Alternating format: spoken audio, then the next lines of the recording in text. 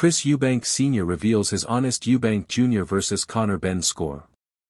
The Chris Eubank Jr. vs. Conor Benn fight garnered a lot of debate over how it was scored. Both men gave it their all at the Tottenham Hotspur Stadium in London on April 26, but in the end it was Eubank Jr. that got his hand raised after a back-and-forth 12-round battle.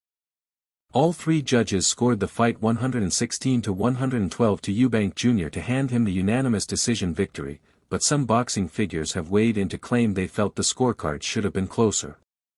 One man that surprised the world by attending the fight was Eubank Jr.'s father Chris Sr., who reconciled with his son in the hours leading up to the bout to stand alongside him against Conor and his legendary rival from the 1990s, Nigel Benn. Eubank Sr. has now revealed how he felt the fight should have been scored, telling his Call Chris Eubank YouTube channel that he feels it was closer than 116 to 112 and he'd have even had no complaints with a draw. It was closer in my view. I always go with the judges, you don't complain, you just go with it like a gentleman.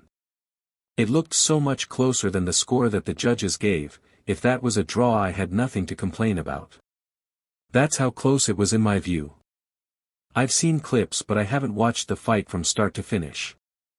I'm going to leave that for maybe 2, 3, 4 years. Yeah, years. I don't want to watch it.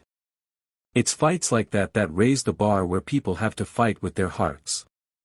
Not about skill, not about talent, but about grit and perseverance. Attention has now turned to whether a rematch between the two men will take place later this year, with Eubank Jr. admitting that demand for it is an all-time high.